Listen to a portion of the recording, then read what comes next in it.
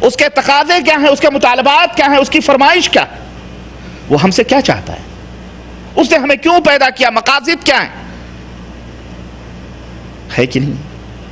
ہم ایسے بیکار پیدا ہوئے ہیں اس دنیا کے اندر؟ اللہ نے ہم کو یوں ہی پیدا کیا جاؤ کھاؤ پیو اور حمام باتھ روم جاؤ، اس کے بعد مر کے آ جاؤ ہمارے پاس؟ نہ، یوں ہی بیکار. تو آپ بھی ایک کوئی کام بیکار نہیں. آپ کوئی کام بیکار کرتے؟ آپ بھی ایک تنکا بھی اگر ادھر سے ادھر اٹھاتے ہیں، کسی کام سے اٹھاتے ہیں. آپ یہاں جو بھی کام کرتے ہیں، آپ کے کام کا کوئی نہ کوئی مقصد ہوتا. تو پھر اس خلاق عالم نے، ہمارے اور آپ کے اس مالک و مولا نے، جو یہ اس قدر عظیم الشان اپنی خلقت کا مظاہرہ فرمایا ہے، اپنی تخلیق کا اتنا عظیم جال بچھایا ہے، سورج، اللہ اکبر، اس کی کتنی بڑی نعمت ہے. نکلتا ہے، آپ کو روشنی دیتا. یہ ٹیوب لائٹیں، یہ چیزیں، اس کے تو بجلی پیمنٹ آپ کرتے ہیں، اس کا تو بل پیمنٹ کرتے ہیں کہ نہیں کرتے ہیں؟ 4 بلب جلاتے ہیں، 200 روپے آپ کے بل آتے ہیں. گورنمنٹ بناتی ہے، خود دیتی ہے، آپ کی گورنمنٹ ہے، آپ کی حکومت ہے، آپ نے اسے وزیر بنایا، صدر بنایا. 1 مہینے میں 200 روپے بل لیتی کہ نہیں لیتی؟ 4 بلب جلتے ہیں، لیکن اس کا بل کا مطالبہ ہوتا ہے مہینہ 2 مہینہ اگر پیمنٹ نہ کریں تو آئندہ کے لیے بجلی. لیکن یہ اتنا بڑا بلب جل رہا ہے پاک پروردگار کا، پوری کائنات روشن اور مجلہ ہے. کبھی آپ سے اس نے بجلی اس روشنی کا مطالبہ، اس روشنی کا بل طلب کیا اللہ تبارک تعالیٰ نے؟ بولو، طلب کیا ہے اس نے؟ کیوں دیا ہے اس نے یہ روشنی؟ کیوں دی ہے اس نے یہ روشنی؟ رات کو چاندنی چھٹکتی ہے، سرد وہ چاند نکلتا ہے، کیوں آخرکار یہ شب و روز کا آنا جانا، یہ تمام سب کیا ہے؟ یہ اللہ رب العزت کیوں دیے؟ اس کا مطالبہ کیا ہے؟ وہ ہم سے کیا چاہتا ہے؟ یہ زمین بچھا کر کے اللہ ہم سے کیا چاہتا ہے؟ یہ ہوائیں، یہ آگ، یہ پانی، یہ سب دے کر کے اللہ ہم سے کیا چاہتا ہے؟ پانی کا بل بھی ہمارے پاس آتا ہے. یہ تو اللہ کا شکر ہے کہ یہ ہوائیں کم از کم فری میں ہیں. یہ ہوائیں یہ بھی، اس پر بھی قبضہ ہوتا تو ہمیں مار مار کے لوگ اپنی حکمرانی ہمارے اوپر حکومت کرتے کہ نہیں کرتے؟ میرے بھائیوں، اس مالک کا علم. سب سے پہلی چیز کیا ہے؟ اپنے مالک کی قدر، اپنے مالک کی عظمت، اپنے خالق و مالک رازق، جتنے بھی اس کے اسماء ہیں، جتنے بھی اس کے صفات ہیں، اس کی طاقت، اس کی قوت، اس کی قدرت کا علم حاصل کرو. اس کا فائدہ کیا ہے؟ اس کا فائدہ کیا ہے؟ کیوں ہم حاصل کریں یہ علم اللہ کا؟ کیا ہمیں ملنے والا ہے اس سے؟ بس ہم جانتے ہیں اللہ نے پیدا کیا ہے، بس خلاص. اس کا فائدہ کیا ہے؟ اس کا نقصان کیا ہے؟ اس کا سب سے بڑا نقصان وہ ہے جو آج آپ اور ہم اپنے اپنے ملکوں اور دیشوں میں دیکھیں. اپنے مالک و مولا کی شان، اس کی عظمت اور اس کی قدرت، اس کے افعال اور اس کے تخلیقات، اس کی تمام سب کو اس کی معرفت نہ ہونے کی اور اس کا علم نہ ہونے کے جو نقصانات ہیں، جو مضرات ہیں، وہ آج ہم اپنے اپنے ملکوں میں مسلمانوں کے تعلق سے دیکھ سکتے ہیں. کافروں کے تعلق سے چھوڑو، خود کلمہ پڑھنے والے مسلمانوں کے تعلق سے ہم دیکھ سکتے ہیں. وہ اللہ کو جانتے ہیں، بس اللہ کو مانتے ہیں، اللہ کو مانتے ہیں، میں کہوں گا اللہ کو مانتے ہیں، لیکن اللہ کو جانتے نہیں. اللہ کو اگر وہ جانتے ہوتے تو کھپچیوں، لکڑیوں، اینٹ اور پتھروں، چبوتروں کے سجدے اور رکوع نہ کرتے. سمجھ آئی کہ نہیں ہے؟ مورتیوں، دیوی دیوتاؤں، غوث خواجہ کے نام پر مزاروں اور سجادہ نشینوں اور پیروں اور بیعتوں، اس کے چکر میں نہ پڑتے ہو. وہ اللہ کو جانتے ہیں، مانتے ہیں، پر وہ جانتے نہیں اللہ کی حقیقت کیا ہے، اللہ کی عظمت اور اللہ کی شان کیا ہے یہ حقیقت کی نہیں ہے. آج 75%، تقریباً 70% لوگ اس چکر میں پڑے ہوئے ہیں. 70% لوگ اللہ کی معرفت اور اس کے حقیقت سے ناواقفیت کی وجہ سے شرک کے دلدلوں میں ڈوبے ہوئے. کوئی نشان رکھے. اچھا، بعض لوگوں نے یہ سمجھا ہوا ہے کہ شرک یہی ہے کہ کسی چیز کو اپنے سامنے اٹھا کے رکھ لیا اور اس کو سجدہ کر لیا، یہی شرک ہے. بس یہی سمجھتے ہیں. اسی لیے شرک کا نمبر آتا ہے تو فٹاک سے دماغ میں وہ ایک گروپ جاتا ہے، ایک گروہ ہمارے ہاں جو بیچارہ بدنام ہے، مشہور ہے، وہی ایک طبقہ ہمارے دماغ میں آتا ہے. یہی لوگ ہیں مزار کے پوجنے والے، یہ مشرک. ہم مزار نہیں پوجتے، خلاص ہم مشرک نہیں ہے، بقیہ سب کچھ کرتے رہے. نا، شرک اس امت کے اندر اللہ کے حبیب صلی اللہ علیہ وسلم نے فرمایا چونٹی کتنی آہستہ سے چلتی ہے اس سے بھی باریک چال چلتے ہوئے شرک اس امت میں داخل ہوتا. اس لیے میرے بھائیوں، اللہ تبارک و تعالیٰ کے تعلق سے ایک بات ذہن میں آپ بٹھا لو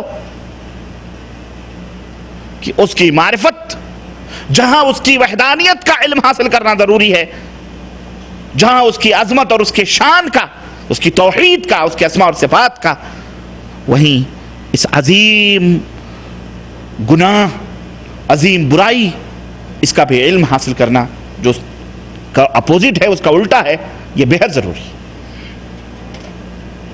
آپ کو دنیا کے اندر جہاں دن کے شہسوار ملیں گے، سورج کے اوپر ریسرچ کرنے والوں کا طبقہ ملے گا، سورج کی روشنیوں کو، اس کی کرنوں کو کیش کرنے، اس کے اوپر قبضہ کرنے اور اس کے ذریعے سے بجلیاں پیدا کرنے والے لوگ، باشعور لوگ ملیں گے، علم والے. وہیں آپ کو چاند کے اوپر بھی ریسرچ کرنے والوں کا ایک طبقہ ملے گا. کیوں؟ حالانکہ سورج چاند کا عکس ہے.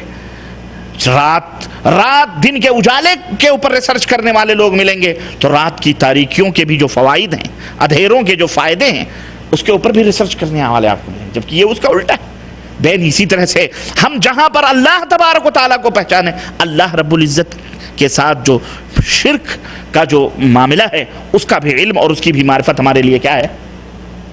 بہت ضروری ہے. میرے عزیزو، میں عرض یہ کر رہا تھا کہ اللہ تبارک و تعالیٰ کی معرفت، اس کی قدرت کو نہ جاننے کی وجہ سے، اس کی عظمتوں کو نہ پہچاننے کی وجہ سے آج ہندوستان، پاکستان، بنگلہ دیش، یا آپ ان سعودیہ عربیہ کو چھوڑ کر قرب و جوار کے جو عرب ممالک ہیں، عربی جو بولتے ہیں، عرب ممالک، ان کو آپ دیکھیں کہ کس طرح سے وہاں پر جناب علی شرک دندناتا ہوا پھر رہا ہے، اور لوگ دین سمجھ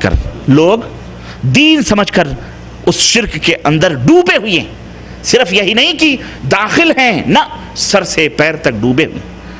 اور مظاہر باقاعدے موجود ہیں، مظاہر منس یعنی اس کے علامات پوجتے ہیں. اور بہت سارے طبقے کے لوگ ایسے بھی ہیں جو کوئی چیز سامنے نظر تو نہیں آتی ہے، لیکن پھر بھی سناتن دھرمیوں کی طرح وہ شرک میں ڈوبے ہوئے ہیں. جیسے ہندوؤں کے اندر سارے دیوی دیوتا کی پوجا نہیں کرتے، نہ بہت سارے ہندو آپ کو ملیں گے جن کے گھروں میں کوئی مورتی نہیں ہوتی، دیوی دیو نہیں، وہ نہیں مانتے وہ مورتی کو، کوئی اسٹیچو نہیں مانتے، کوئی فلم، کوئی تصویر وہ نہیں مانتے، لیکن پھر بھی وہ کافر ہیں، پھر بھی وہ مشرک ہیں، شرک کرتے ہیں. وہ کہتے ہیں آتما ہی سب کچھ ہے، آتما میں ہم نے اپنے دل کے اندر اپنے مالک کو پہچان لیا، اپنے مالک کی عبادت کر لی، خلاص. وہ دیوی دیوتا سامنے رکھ کے نہیں پوچھتے.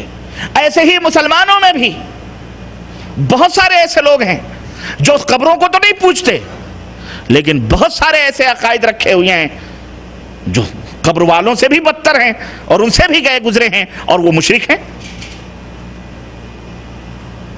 اس لیے یہ پہلا علم ہے، اس کا علم حاصل کرو اور اپنے زندگی کو کھنگالو، اپنے ایمان اور عقیدے کو کھنگالو الف سے لے کر یا تک، کہ کہیں شرک کی کوئی جڑ اس کے اندر موجود تو نہیں ہے. اگر ہے تو اس کو کاٹ دو. شرک کا کوئی عنصر موجود ہے. آپ لوگ آگے آ جائیں ادھر، پیچھے ہیں اس لیے شاید آواز نہ پہنچ رہی ہو، آ جائیں ادھر، بس. ورنہ میرے عزیزوں، میرے بھائیوں، میرے دوستوں، اگر شرک موجود ہے تو جس طرح سے ایک قطرہ زہر کا پورے اس بوتل کے پانی کو بھی کیا بنا دے گا؟ زہر بنا دے گا۔ ایسے ہی حالانکہ یہ پانی اللہ نے زندگی کا ایک سبب بتلایا ہے، اور بتلایا ہے کہ اسی پانی سے ہم نے ساری کائنات کو زندہ رکھا ہے، لیکن ایک قطرہ زہر کا اگر اس پانی کے اندر ڈال دیا جائے تو یہ قطرہ، یہ پانی جس کے اندر زہر ملا ہوا ہے، یہ پانی ہماری زندگی کی بقا کا ذریعہ نہیں بلکہ ہماری زندگی کی فنا کا ذریعہ بن جائے گا۔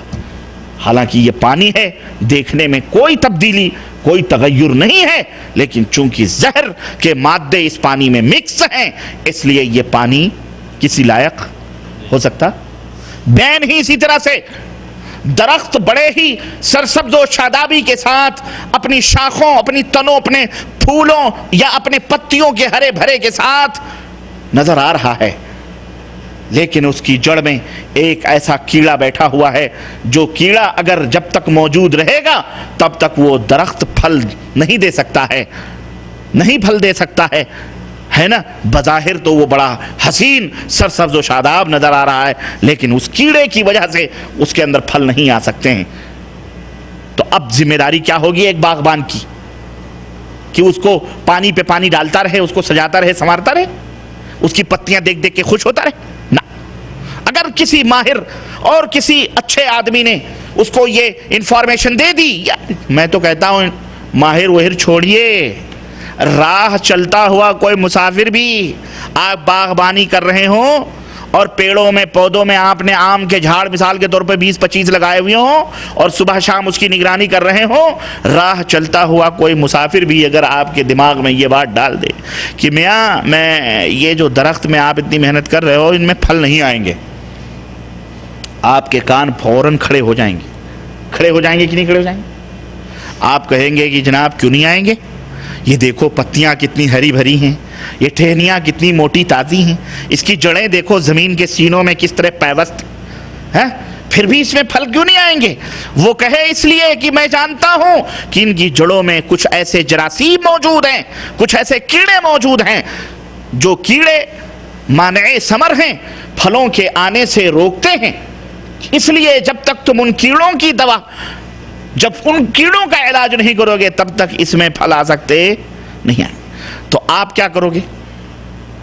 آپ پھر بھی اسی میں لگے رہو گے، آپ پھر بھی اسی محنت اور مزد کرتے رہو گے؟